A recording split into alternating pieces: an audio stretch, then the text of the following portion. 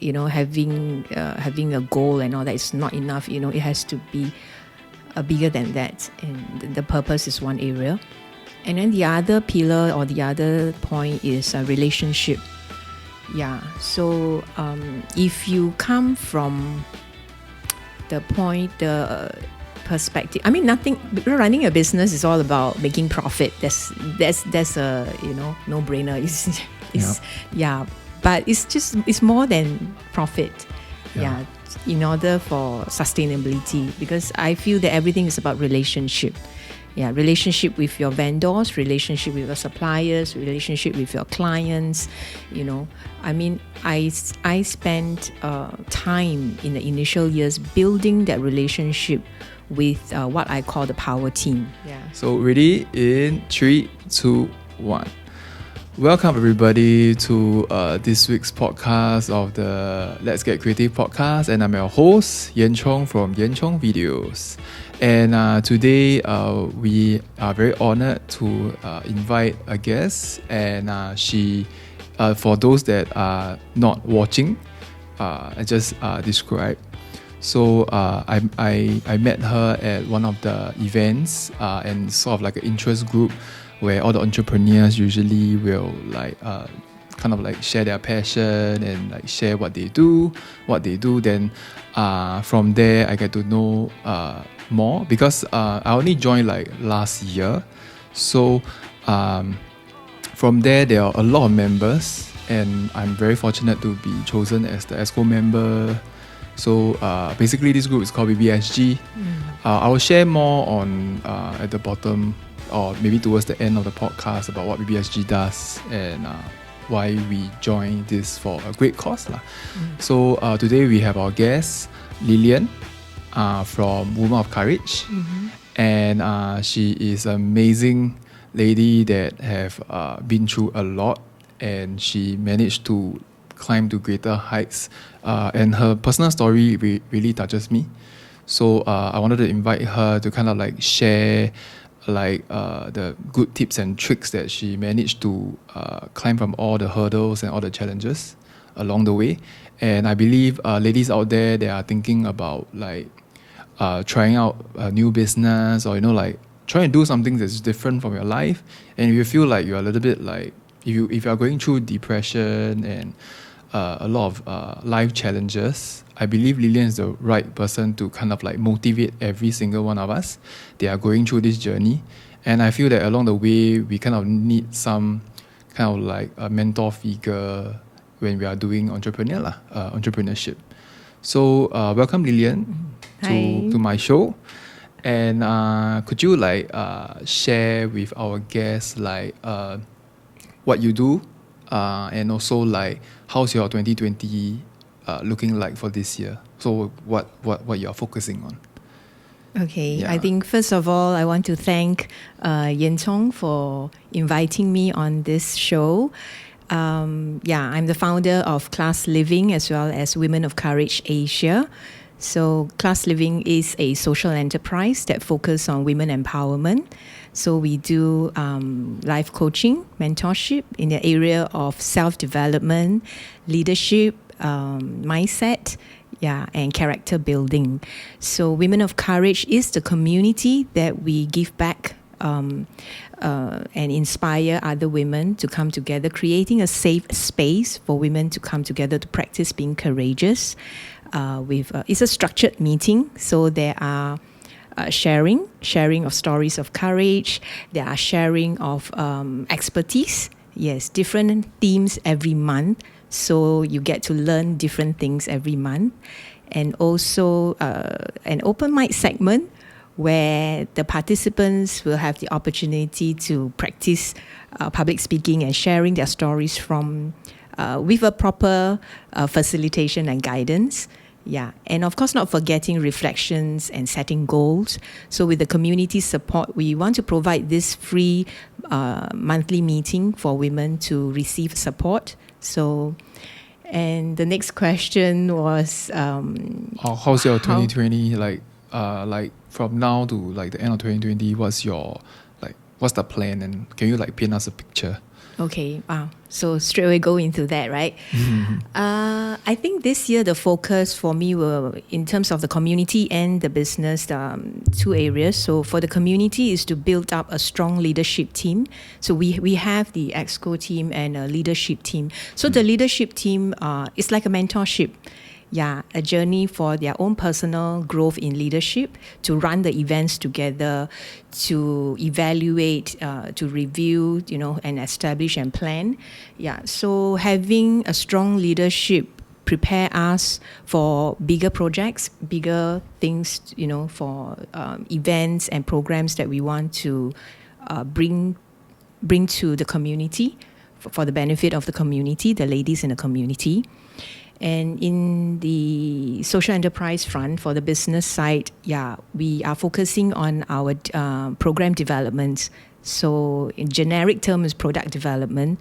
So there's already a current market. So we want to delve deeper, because the product development comes from a need. Yeah, so we develop our programs, custom design, involve a lot of creative thinking due to the need that we saw. So there are pain points, there are needs that we identify. So we want to develop our programs that will bring the solution and meet those gaps and needs. Yeah, so these are the two things that prepared for 2020. And of course, the various events that are coming up, together with the BBSG, and the new place that we have. So very exciting year.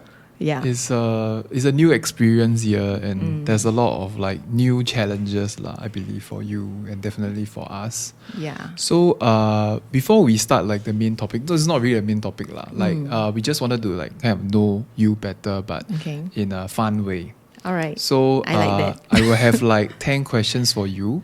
Okay. 10 or 9 questions that we can kind of like faster ask you, so that you have no time to think. So you can just say whatever that you are thinking like right at that moment. Okay. So usually it's about a 2-minute game, so that our guests can know you better. So are you ready? Okay. Right. I'm ready. Yeah? Yes. 3, 2, 1. Okay, what's the best piece of advice you have received? Best piece of advice that I have received. 4 E's. What's the 4 E's? Experiment, explore, experiment, evaluate, and establish. Wow. Yeah. Okay. So what's something that you failed at? Something that I failed at. Yeah. You mean now or what? I have a lot of failures, Just one that is like significant one, like the one you can remember. One that one very significant one will be that it's a double-edged sword, because I trust people very easily, and that also led to a negative experience. Yeah. So learn to exercise more wisdom, even though I trust people. I allow them to flourish, but yeah. But I believe that you also benefited from trusting like the right people that give you the right advice. Yes, yeah. So that's good. That's good. That's why I say it's a double-edged sword. Yeah. Okay. So if your house is on fire, what are the 2 things that you get out of your house straight away? My children. Okay. Yeah. Yep, people is the most important thing that is on my mind. Okay. So since you are in the entrepreneur line, right? What's the weirdest request you got from your client? The weirdest request? Yeah. Do they ask something like, request. usually have this weird advice or things that is uncommon. Uncommon. Wow. Okay. Offhand, I can't think of anything. It's okay. Okay, we'll jump to the next one. All right. Or you think of that one. Okay, if you have one superpower, what would it be and why? One superpower that I am able to go into your mind. Oh, you're the second person that said that. Oh, really? Like to read minds, and I think especially for ladies, I think this is one of the skills that they hope to have. Because like that they can anticipate, then they can act accordingly. Yeah. But I personally felt that it was very stressed to have that power. Because like that you might care too much of what people are thinking. Something that I actually thought of is like, if I have this power, I will feel like I will be too eager to find out what people think. Then if it's something that is negative or not the right response that you want, then I scared I will get affected. For me, it's because I am in the business of mindset, right? I mean, life coaching and helping people to break out from their negative mindset. Yeah. So if I can, I won't intentionally, go and read. If I have this superpower, I won't be intentionally going to read everybody's mind. Yeah. Only those that I am helping, those that I'm coaching. Yeah. If I know what exactly are their obstacles, what is that limiting belief that they are having, then I can be more effective in coaching them, in helping them. Oh, okay. Yeah. That's I'm coming from that perspective. Yeah. That's the right way to use the superpower instead of kaypoh and trying to listen to every single one. We cannot sleep, Wow, so many voices you're hearing. It's too many. Yeah. Okay, so what's the best movie you've ever watched? Best movie. So wow, there's a lot of great movies out there. I mean, if the best one so far, or some movie that you watched in the past that is like, wow, don't have to be recent, but can be some movie that you forever remember, at least the plot of it. Forrest Gump. Oh yeah, I watched that, but not during that period. But yeah, it was really good. Yeah. Okay, so if you weren't in this life coaching industry, right, then what will you be doing? Must it be related? Must it be working? Don't need. Yeah. Just as long as you like to do. Oh, I actually enjoy being a mother, a full-time mom. Yeah. Yeah, that's good. Which I have been. I stayed at home 7 years full time. Yeah, but and to travel around the world with my kids, mission work. Yeah, doing humanitarian work. I think that would be something that I really, really would enjoy. Yes. Yeah. Wow, okay, that's good. Okay, so we completed the rounds. Okay. I think everybody got a little glimpse of Lilian's the whole the interest and everything. Then now we go to the topic of the day.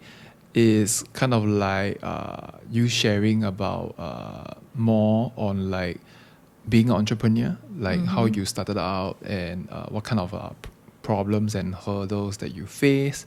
Then towards the end, maybe some tips and tricks that whoever that's watching, be it a guy entrepreneur or girl entrepreneur, actually especially for women entrepreneurs, maybe you can give them some tips and tricks to let them be able to have the courage to move forward instead of just because a lot of people are just in their full-time job, they have a lot of fears and insecurities, so they are unable to jump out due to certain problems that you may have faced in the past. So maybe you can share more maybe for the start, it's how do you get started of thinking of starting a business. Then from there then maybe I'll jump on. Okay. I've never actually planned or have the thought of being an entrepreneur. Yeah. But my dad is quite entrepreneurial. Yeah. Do share. And I remember my grandmother was also very entrepreneurial. Yeah. Maybe that's the DNA. But to go back to where I actually started, I remember I just walked out of depression. Yeah, I was going through a period of postnatal depression. So it was very challenging. And back then, that stigma, that stereotype, and we're not very open in seeking clinical intervention. Yeah. So, but anyway, that's another story. I managed to walk out of depression without any medical intervention.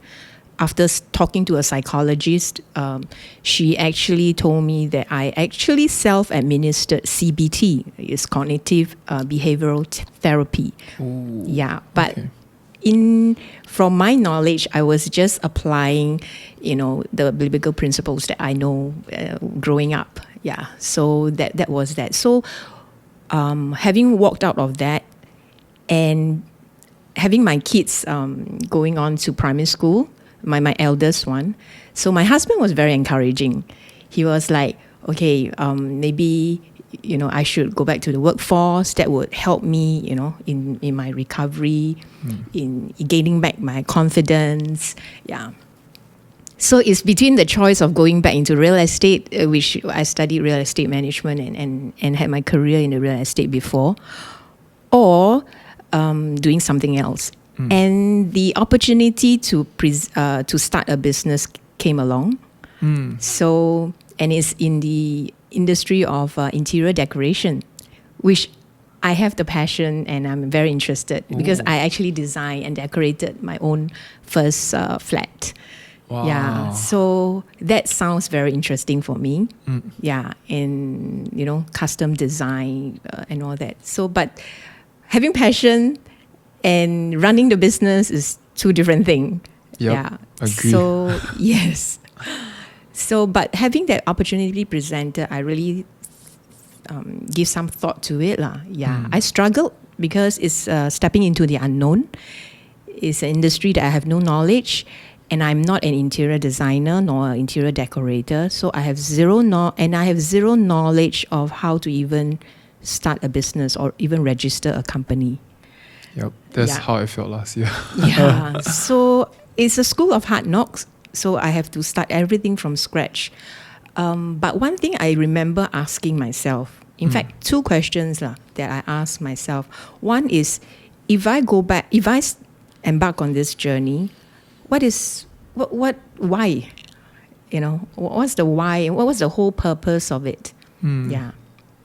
And at that point in my life, because I just walk out of depression, right? And I'm like seeking purpose, and seeking confidence and purpose.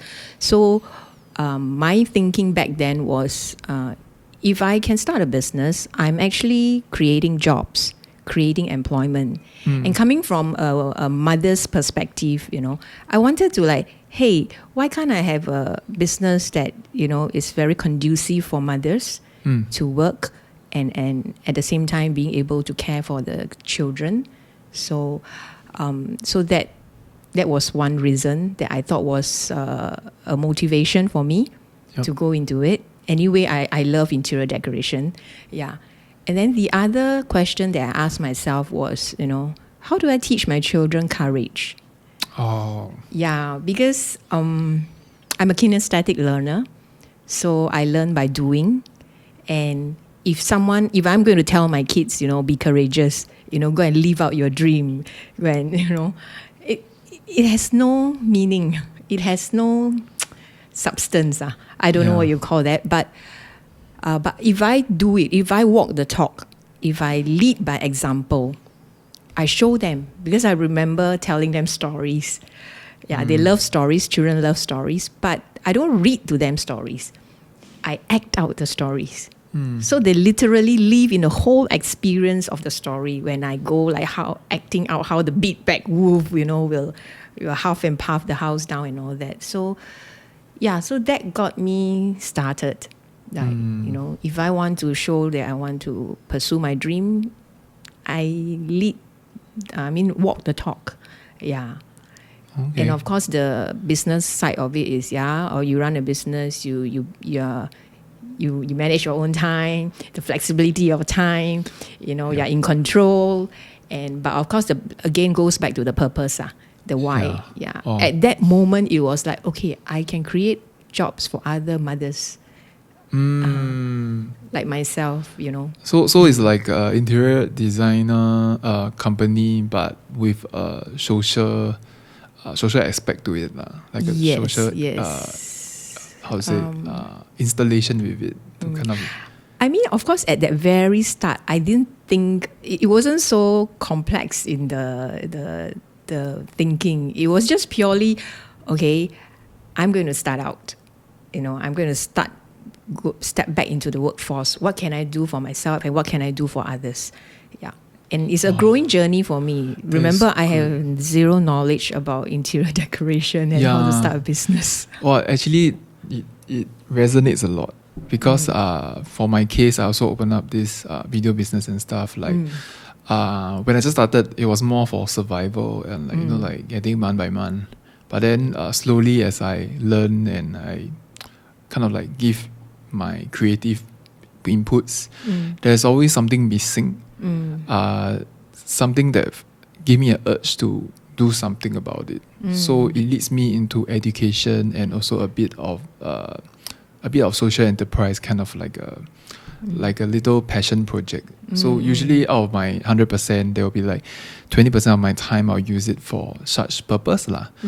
And the projects that I've chosen are also a little bit more selective now. Like if there is a social cost to my client's project, it make me feel like there's a purpose taking it and doing it, because I know at the very end of this project, it has a much more satisfaction than a normal product feature. But if the product feature or the service feature can also integrate social aspect of like what they are doing, then it gives me a lot of satisfaction as a creator. And as for the education side, when I was trying to be an entrepreneur and trying to open up this business, there was very little source of how I can open up business, or like online there's not much local community that would kind of like give you a platform to figure things out. So when I managed to become a little bit more stable, I felt like actually I can, if there's no one out there is willing to help, why not I start this platform myself, then kind of like give them the resources that they need.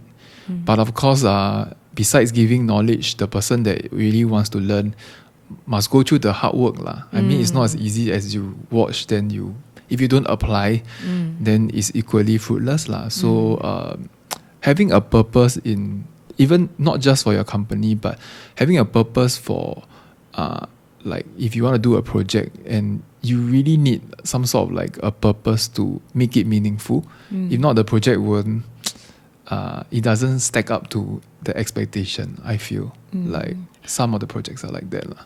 Yeah, and also in the long run, you know, because you may be inspired at that moment, you know, but that passion may just deplete along the way because of all the challenges that comes along and all that.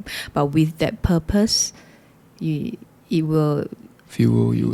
It will keep you on a longer run because you hold on to that purpose. It's bigger than yourself. It's bigger picture. Like you know, towards the end, is the cost is much greater than like the revenue or the profit. And there's two ways I see it, because one of my friends actually advised me. He said passion is just bullshit. Sorry for the using the word, but passion is bullshit. But then having discipline and purpose is very important too when you are running certain projects or whatever that you do. Having the discipline, having the purpose, knowing why you do what you do is really important. So that I think that's a secret recipe to last long in creating a business. If not, you will just go in circles trying to fight for survival, not doing any contribution back to the society, which I think that becomes very empty lah. You will find that actually it's quite empty feeling. We always, as a human, I think there's always this craving for a purpose lah. So just now you mentioned like you face through a lot of hurdles because you don't know anything about entrepreneurship. I would love to dig on that. Then maybe you can share, before you share like the problems, maybe you can share some key reasons on why do you think like most of the entrepreneurs fail on their businesses or cannot last as long as the successful ones. I mean, I'm no expert in this. I just share based on my past experience. What I've gone through. I think like just now we touched on purpose. Yeah, having a goal and all that is not enough. It has to be bigger than that, and the purpose is one area. And then the other pillar or the other point is a relationship.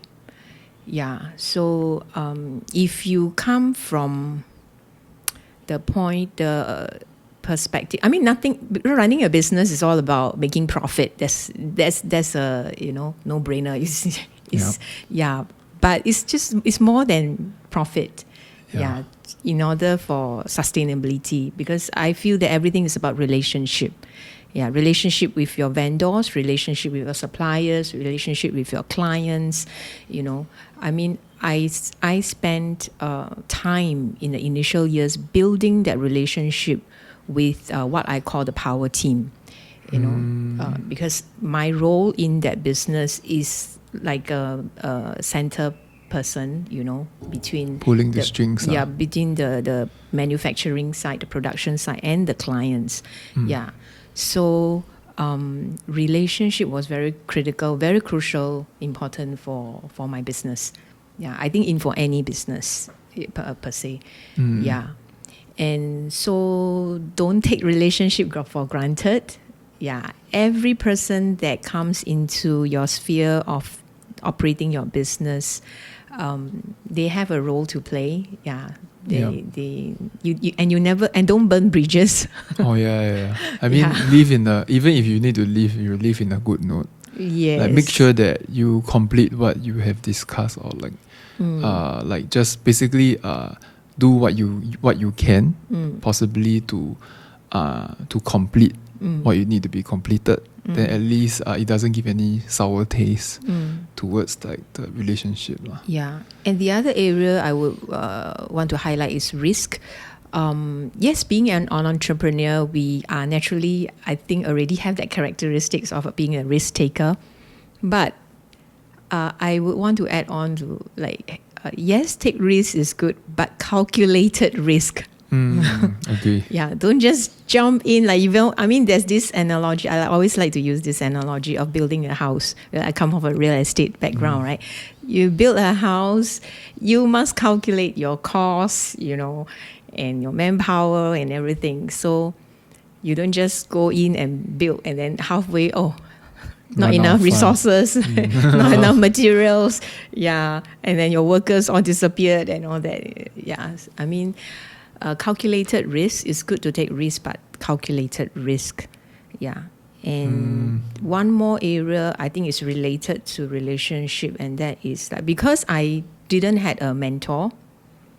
Oh. Yeah. Okay. So now thinking back on the hindsight with reflection, it would really help to minimize failure if you have a mentor. A business mentor. Wow, this is a good tip. Yeah. Guys. This is good. Yes. I strongly agree on all the points, but especially the mentor part. But then again, it's not as easy to.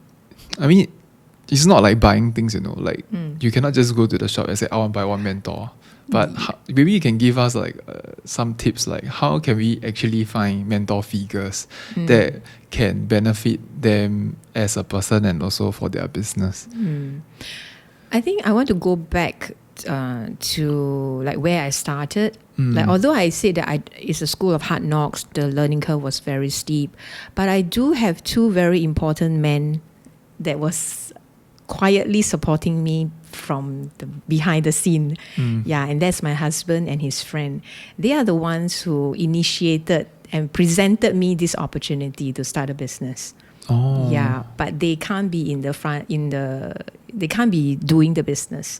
Yeah, so, but they provided a lot of thoughts, brainstorming. We do come together to brainstorm, and then one of them was actually both of them are in leadership position, So they throw me with a lot of questions. Oh, okay, that's good. So that at least they ask you why and why so you want to do this. those questions, compel me to think and to do research and to like take calculated risk and all that. So in a way, they are also my mentor.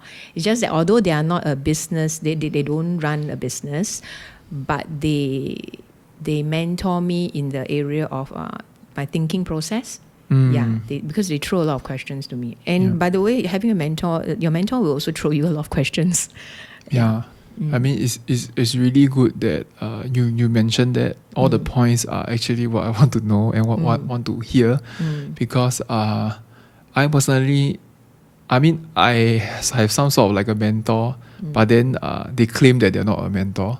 But in my mind, in my heart, they give me a lot of like tips and advice that it's just like maybe a few brief statements, or maybe they look at my work, then they just say, hey, like this can be better, or maybe you can try this next time. I mean, they don't brand themselves as mentor, but whenever they have comments, I take it very seriously and like use it as like an improvement thing. But we won't have like a sit down session or like really chat about being labeled as mentor mentee kind of a situation lah. And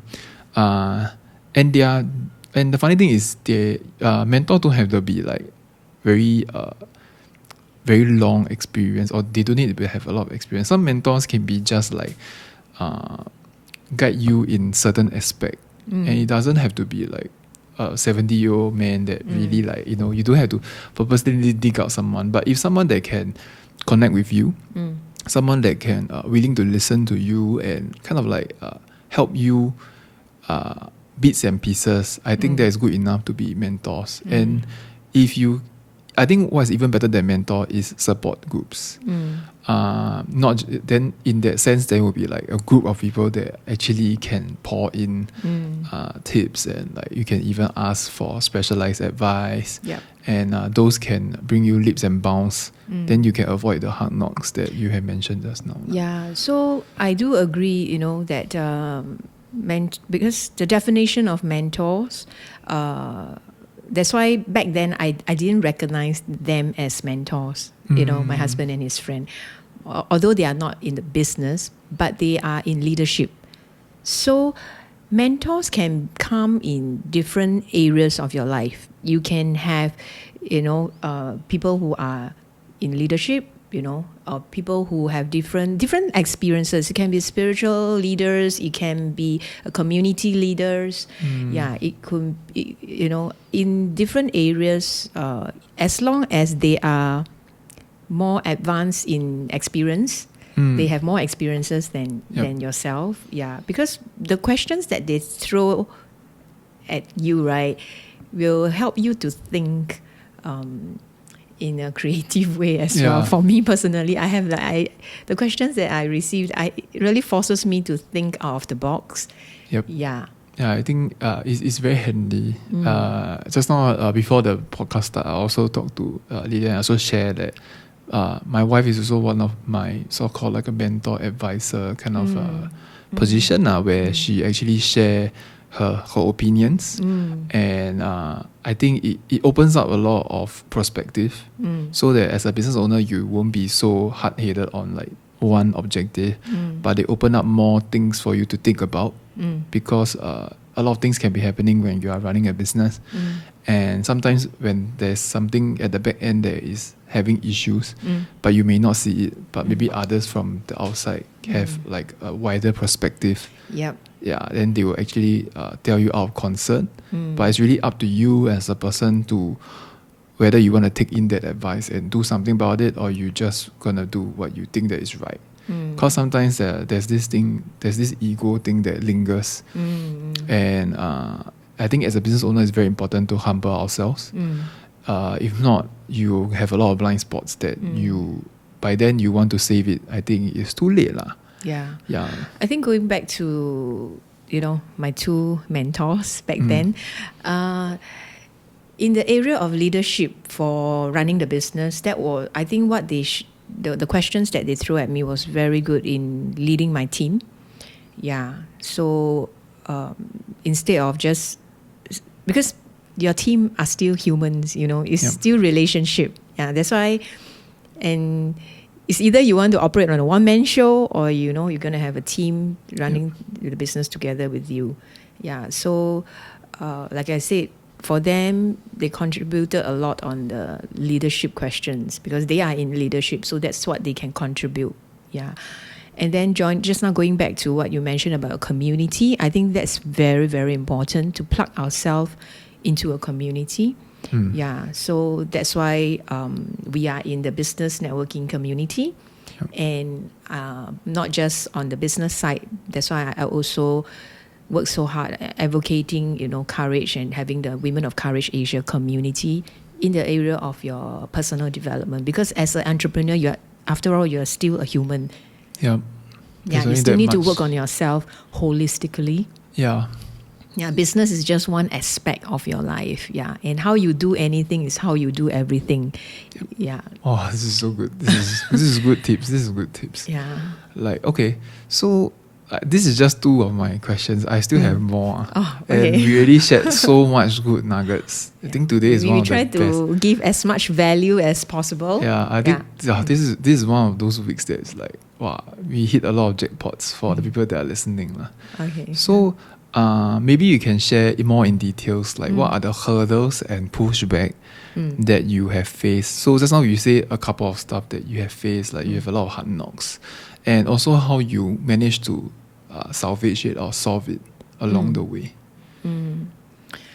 Wow, that's a lot, but I just pull out a few few things that I can think of offhand. I think initially when I started, because I new to the industry, so I don't know anyone. Yeah, I have no clientele database. Yeah, I have no supplier database. I don't know anyone. So the only one manufacturing supplier that I know, which is why that the opportunity came along as well. Yeah, so starting from that one, I have to go out there. I have to do my research, of course. So that itself is to have a growth mindset, to have an attitude of a lifelong learner. Yep. Yeah, and like you said, to humble ourselves. Like we don't know everything.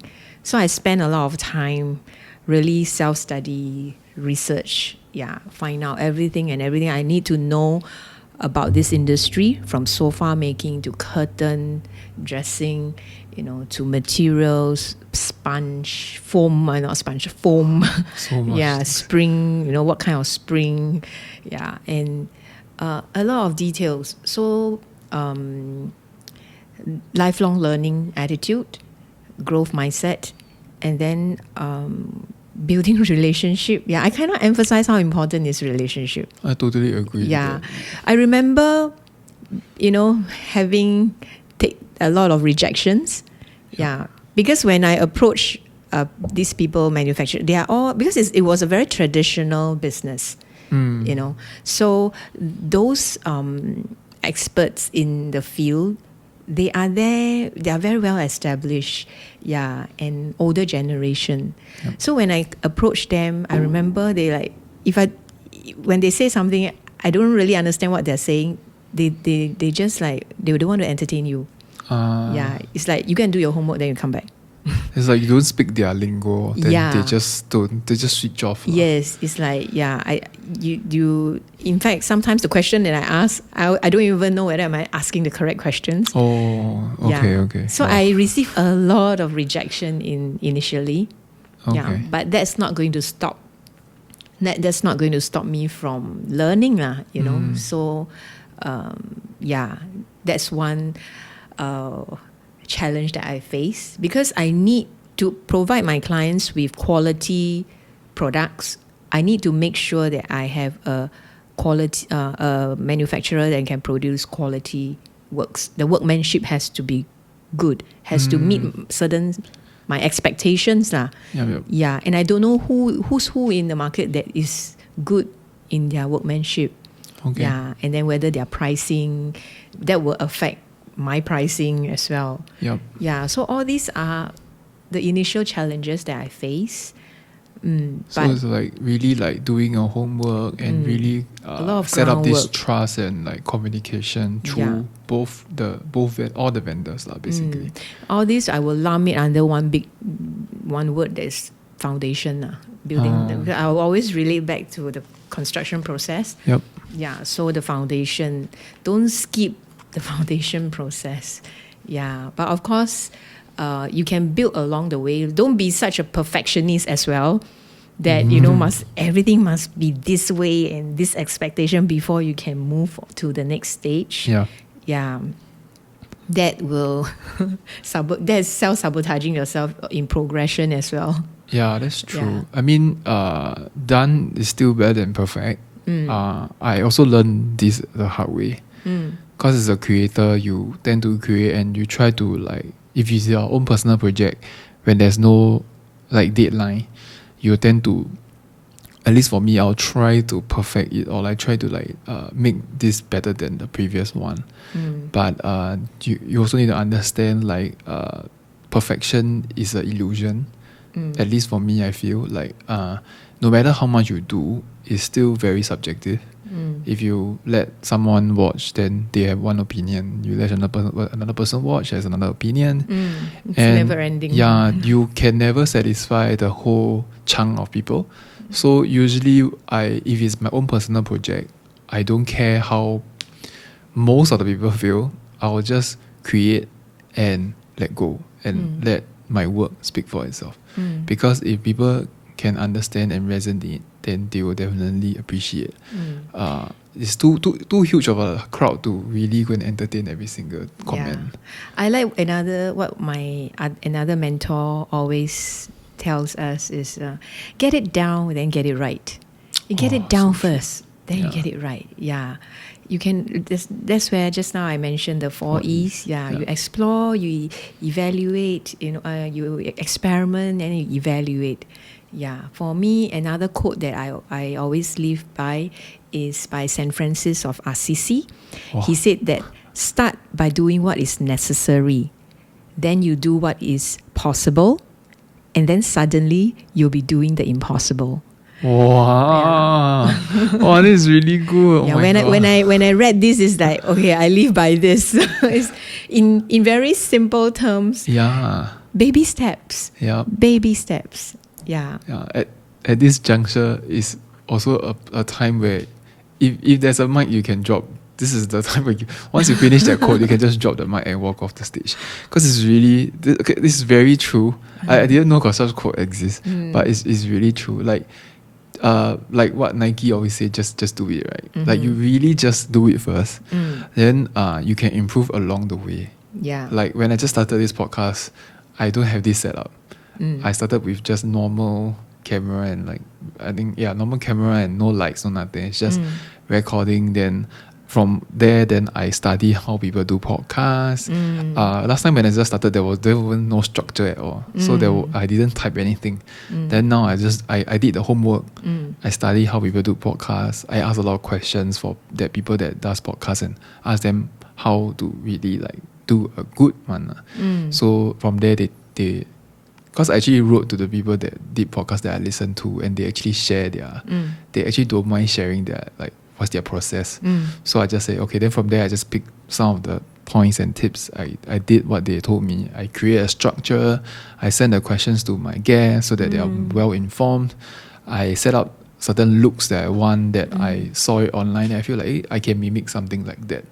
Something that is possible for me to attain.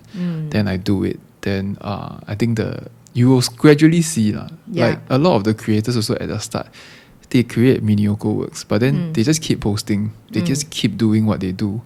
Then there was one of my friends that created this IG account that is purely just for photography. He don't know anything about photography. He don't know how to do any settings. Everything is through the phone. And from the first post all the way now to the 200 posts, right? You can see the drastic difference between how much. And it's still from the same phone. It's not like he changed anything. And this shows that really the experience accumulated, the willingness to like really learn and to go and find out how to frame something and how to do certain like challenges that you want to attain, right? It's possible. I think going back to the question about the challenge is also the other area that I can think of is when I started, it was a one-man show. Yep. Yeah. So I didn't have a shop front, I didn't even have a client, I was like doing all the research, accumulating all the knowledge and all that. But to run the business, you need clients, right? Yep. Yeah. So I think I really want to appreciate all my initial clients, their support. Yeah. So taking that courage to approach people and to ask them if they need this service and all that. Yeah, you need humility as well. Yep. You need to but I remember one thing I learned is when I come from the point of how can I value add to your life, in what kind of solution can I bring to your needs. So I remember is always understanding the client's needs and providing a solution. So when I approach someone, it's always like coming from the position of, okay, let me understand what's your needs first. Yep. Yeah. I do have a lot of solution behind. Yeah. Yep. But I need to understand what is your needs. So getting the first client was a challenge, because it's more about self. Yeah. Your, being humble, going out there and taking the courage to step into an industry that is new. So that itself was also a challenge for me. Yeah, because I keep thinking, I'm not an ID, I'm not an interior decorator. I'm not trained in that field or academically. So that is a mindset challenge, lah. Yeah, and then from no store, from no shop front to from a one-man show, when the need arises, then I would have to source for a shop front. But I didn't straight away jump into the shop front just because in interior business I need to have a shop front. I remember the baby steps. Yep. Yeah, start by doing what is necessary. So getting clients was the first necessary thing to do. Yep. Yeah. At least to stay afloat, lah. Yeah. And then when the need arises, because like when the business start coming in, then clients say, "Oh, can I meet up with you at your shop or something?" We'll look through the fabrics and all that. Okay. So that's when oops. Initially I used to meet at the factory. But factory is a factory. Yeah. It's not very conducive. So sometimes it can be quite messy and all that. And certain clients they want comfort and so that's where I started to source for a shop space. That itself was another challenge because I'm a new entrepreneur, and then rental always can kill you. So searching for a shop space and slowly grow. And expand and then manpower was the next challenge as well. As the business grow, I only have 24 hours and I'm not working 24 hours, right? Yeah, I still have my kids, my family. Yes, so that's where you need to start looking into employment, into building the team. So you become the HR. Yeah, and then I have the accounts there. Oh no. Compliance, accounts, the finance, So it's like you're multitasking. So those are initial challenges that I face. But you also learn a lot, like within a short frame of time. I think that's also one of the most exciting part of being an entrepreneur is when the problem arises and you manage to solve it. I think in that sense you also force yourself to learn another set of skills that initially you never even thought of, like hiring someone. I myself have not reached the stage of hiring someone, but at least but for me I don't have to hire. It's more of like getting ad hoc helps, paying for an extra hand just for a certain day, like maybe for weddings. We outsource. So we'll pull some people in. I mean, there's also considered like shortlisting and like choose the right people that you think that can complete the job. Then then later from accounts. I think everybody that open their own business will have to go through this process of how to go through ACRA and a lot of the. For me, until now, I don't even know how I managed to open the company, because I actually asked a lot of people for help, like because they have opened a company, and I asked for their advice and like how much. Who should I put as the director, and like the kind of like 50% share and all the things that the bank requires and the ACRA requires. So along the way, and even sorry to interrupt, sure. even whether you register as a sole proprietor or private limited or these are like things. I think you just need to read up, like and if you're lazy to read, then if you have a friend who is a lawyer or secretarial company, they can do some advice on this. Yes. Yeah, I think ultimately there's certain hard work to it, lah. You cannot just. I mean, it's nice that you can do what you want, like interior design or maybe video company, but then you need to know, you must be prepared mentally that these will be the challenges that you will face. It's just a matter of time, why and when you want to face it. Because if you don't want to go through the hurdle, you can never evolve. Like you cannot evolve to the next stage for your company. That's why a lot of freelancers are unable to convert, because maybe they're just not confident enough, or maybe some are just lazy, that they don't wish to go through that step. So they just keep sticking to the freelance life lah, which I mean, if that's the life that you want as a freelancer, like you don't want to do all the business aspect, you don't want to find the sales, you just want to like do like a simple way of setting up, then I think it's okay. Yeah. But if you want to scale the business, you want to create really like strong works, right? I feel like having a company name weighs certain kind of respect to the industry lah. Like when people hire and they see like you actually have like a proper company, it brings in certain level of respect. Like it's much easier to talk to people, or at least bigger companies, that some jobs that you want to bid is much easier for you to have like in Chinese we call it 门面, like once they see it, it's much easier to communicate.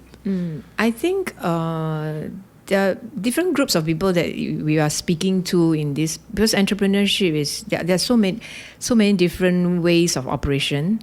Yeah. So again, like we want to go back to your purpose. Why you do what you do, why you set up this business in the first place. Then like I said, for some, they just it's just a passion, and they are not thinking about the bigger things, they like, don't want to do all the logistics and the sales. And also there's another group that you have all the capital, you have, your pocket is deep, you can just outsource everything. And you just focus on business development and sales, so I always tell myself the why is more important. The how to is limitless. The sky is the limit. Yeah, there's so many ways of getting your goals achieved, but first of all you must have the goal and with a purpose. Then which strategies or which business model fit your purpose. So nothing wrong with just being a freelancer. I feel that there's nothing wrong. You can always collaborate. I am a believer of collaboration.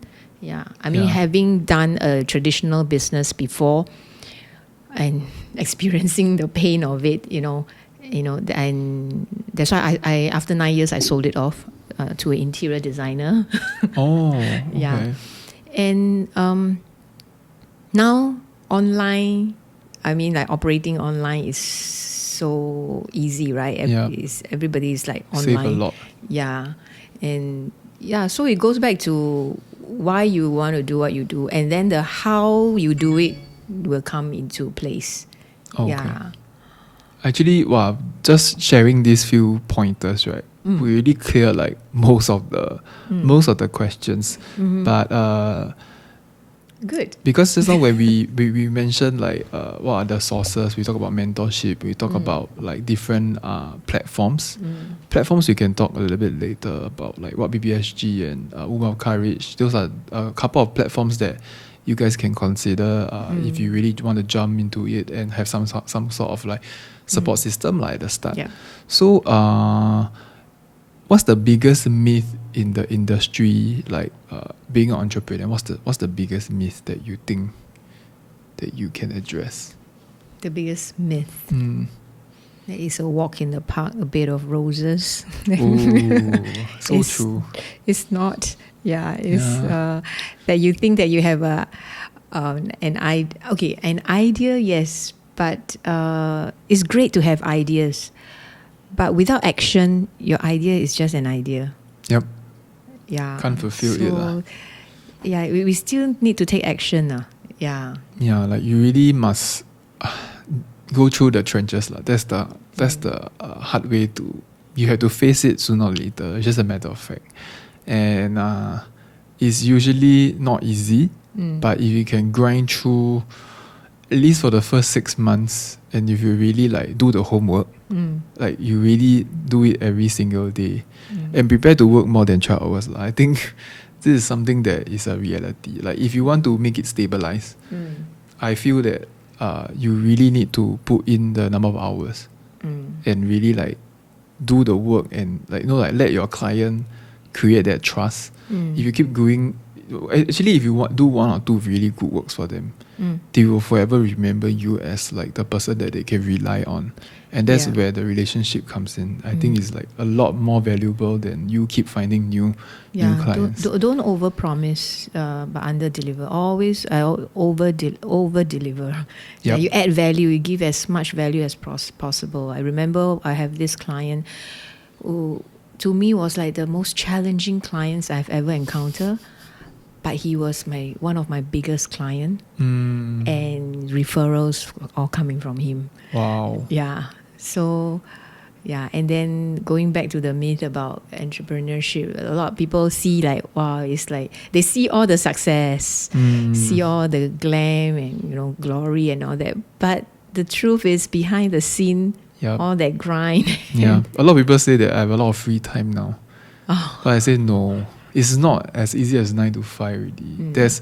I feel like now I have even lesser time than what I have before. Yeah, a lot of discipline because now you're on your own. Time is in your hands, in your control, and if we don't manage our time properly, effectively, efficiently, then we're basically wasting. Yep. Then you create a lot of backlogs. Then you will have a lot of delays from all the projects. So this is something that is very important. Discipline. Time management. So I think if people are interested, maybe I can create one topic in future, can talk about time management and how I personally do time management. Okay, so is there any tips that you can, like just one tip that you can share with our listeners, like if they want to jump into entrepreneurship? Just one tip, one good tip. Jump into entrepreneurship. I think we go back to what my mentor taught me, the 4 E's. Yep. Yeah.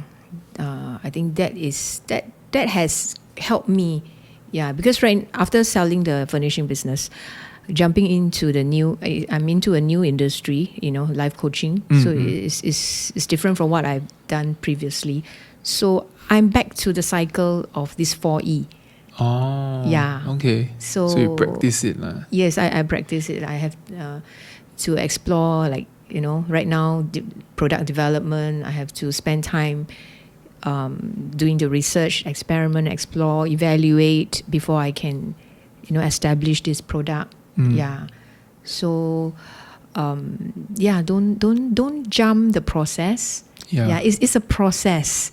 Yeah. It's a process. I can't emphasize how important that. Like if you do certain things, like just for example, in a more technical term, if you are doing like SEO, or if you are doing something that is for your branding per se, if you do, maybe you create this branding video or branding content, maybe just one post. That one post cannot have its effect because it takes a lot of content to make your website and your branding credible. One branding video cannot do much. That's what I usually tell my clients. Like, if you think that having like one video or one photo can solve your company's problem, like maybe your image or the awareness, then you are dead wrong, because it takes years, or at least a few months, to kind of see the effect, to have certain to increase inquiries. You have to keep posting stuff. So same as your own personal growth lah. If you practice 1 or 2 times, you don't see the change. Then a lot of people are just like, oh, it doesn't work. But if you keep doing it, you keep having this cycle, and you be patient, then after 6 months or maybe a year, then there will be results. It might be small changes, but it could be big. Yeah. I think I want to leave the audience with this acronym of CLASS, which is my company's name, Class Living. I mean, on its own, it means living a life of courage, love, authenticity, stewardship, and significance. But relating this to business context, I would want to rephrase this acronym into, it still takes courage to step out, to implement, take action of whatever dreams and ideas that you have. The L, I would relate it to leadership. Leadership, not just leading the team, but first of all, lead yourself. Lead yourself, before you are able to lead others. Yeah. And then the A, I think being authentic. In everything that you do, be honest, because business, people want to do business with people who have integrity, who are honest. Yeah. So if you are being true to yourself, true to take care of your client's interests, people can sense it. Yeah. If it's real, and if you are real, people, I mean, the people that I work with are not stupid lah. They will naturally sense the real you. Then if you have certain motive, it's just a little bit shady. And then the S, I would relate it in the business and systems and processes. Now with technology, there's a lot of things that you can, just now I mentioned like process, don't skip the process, right? Yep. But you can make the process be very efficient, and with automation, and all that. Reduce systems. the pipeline. Yeah, so that's the S. And then still relating back to significance, like what is your business doing, contributing to the greater good, in this world? Are you creating an impact, in your own sphere of influence, be it in your industry, or it can be the nation or even the world. So back use, I mean, that's why we still hold on to this name CLASS lah. Yeah. Oh, very handy tip. So now we come towards the end of the podcast.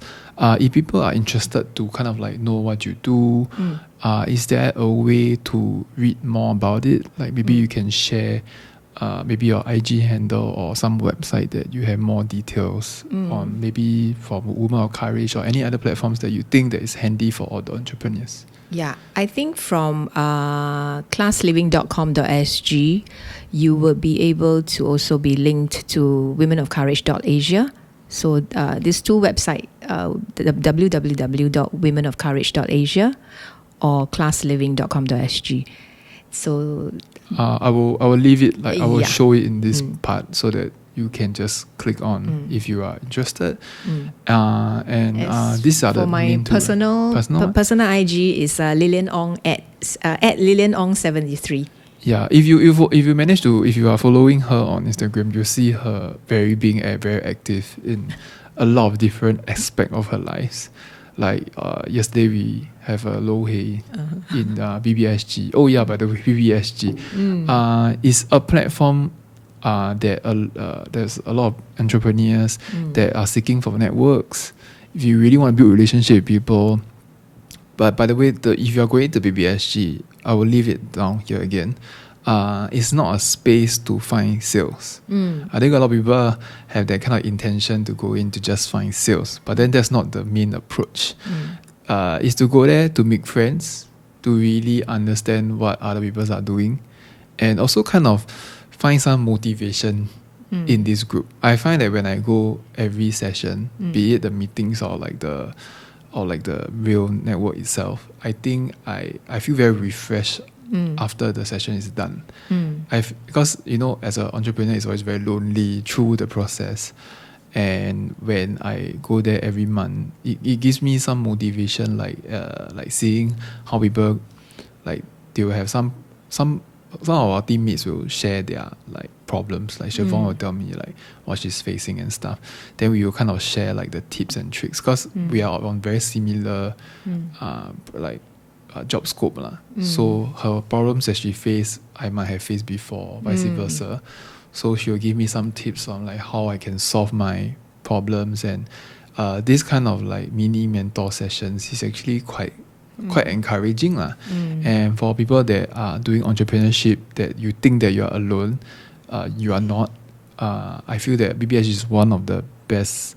Plug into this community, because I would say collaboration, leadership, mentorship. The collaboration part. I managed to work with a few, and from there we also have a chance to talk. Like now Lilian's helping me out, and I also helping her out. This is part of like collaboration as well. It's actually nice to, I mean, I'm not a person that can entertain a whole group at one time. I'm a little bit introverted that way.